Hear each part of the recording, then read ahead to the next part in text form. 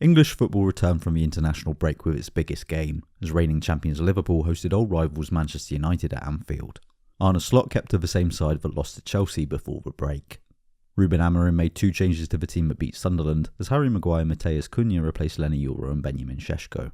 The game was barely a minute old when United took the lead. A long ball from Senna Loman saw it headed back and forth before finally falling to Bruno Fernandes in midfield. With no pressure coming from any of the midfielders, it was left to Virgil van Dijk to step up, although Fernandes had the time to control the ball and squeeze it wide to Amad Diallo. Van Dijk stepping up left the gap that Bryan Mbeumo and Cunha both targeted, and although Van Dijk managed to get back into position, he didn't accelerate to match Mbeumo's run, allowing the Cameroonian to get him behind and finish at the near post. This was consistent with their attacking strategy throughout. They would look to bait the Liverpool press, drawing Liverpool's attackers forward onto their centre-backs, then pass back to Lomond and go long, playing over the top of the press. Liverpool centre-backs would usually win the initial header, but as United had more players in midfield, they could often win the second ball and get on the attack.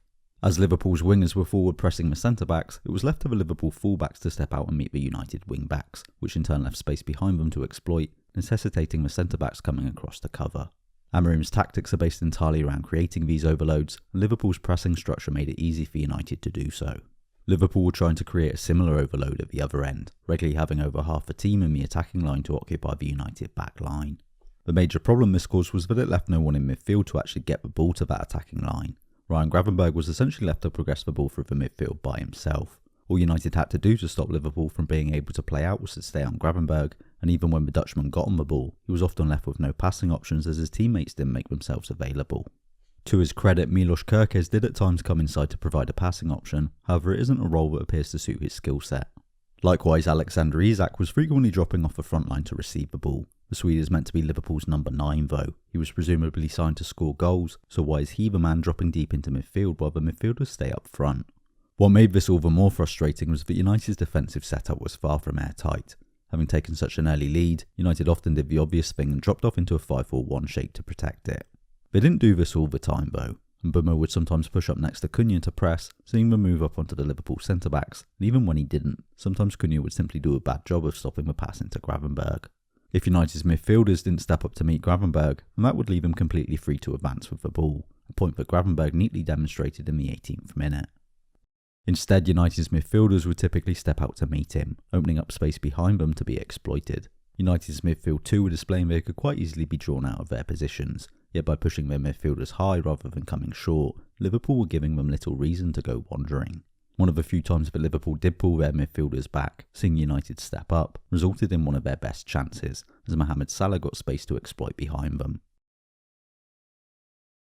Liverpool did have some success progressing the ball down the right flank, having Conor Bradley make runs from deep to appear and attack while his teammates combined. The majority of the match was just this though, the defenders and Gravenberch slowly passing between themselves, hoping something would open up in front of them, as their teammates stood in attack, waiting for the ball to miraculously come to them. With the match continuing on in much the same way into the second half, Slot made a triple substitution just after the hour mark, completely changing his midfield. Dominic Szoboszlai was moved to right back, with Bradley making way for Hugo Ekitike, while Curtis Jones and Florian Wirtz replaced Alexis McAllister and Gravenberch. On paper this should have been even more open, switching to what was essentially a 4-2-4 with a number 10 in the midfield too.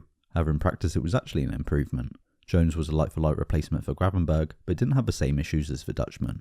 Szoboszlai would tuck inside next to him, while Wirtz would actually show for the ball, meaning Liverpool now had options to progress the ball through the midfield. Even striker Ekitike was a greater help. The equaliser wouldn't come from any pattern of play however. They won the ball back as United tried to counter following a Liverpool corner, and Ekitike's dribble saw United's defenders scramble into the middle. With 7 defenders in the centre, there was obviously little space to work the ball through, but it left Federico Chiesa in space out wide, so Wirtz squeezed the ball out to him, and he squared the ball to Gakpo to tap in, played onside by Patrick Dorgu's outstretched leg. It wasn't to last though. From a corner, Mbeumo's shot was blocked by Chiesa, only to be returned to Fernandes, who delivered a perfect first-time pass to the back post. Liverpool had already emptied this area out though, so while Harry Maguire beat Ibrahim and Konate to head it home, it could have just as easily been Matthijs de Ligt or Dorgu. More poor defending at the back post punished Liverpool. Losing 4 matches on the trot isn't great. That 4th loss coming against your biggest rivals is even worse, but those rivals being there for the taking, their worst side in 50 years, and still not managing it, is worse still. If you enjoyed this video, please like and subscribe to support the channel. This will help show my work to more people and ensure that you see future videos. You can also help me out by sharing this video with people you think would like it. You can keep up with what I'm working on by following on social media, links are in the description, but most importantly by supporting Holding Midfield on Patreon. Without financial support, these videos will simply cease to exist, as they just require too much time and effort. So if you enjoy these videos and would like to see more of them, please consider helping me out financially, and in return you'll get access to exclusive content, as well as early access to those that appear on YouTube. Thanks for watching.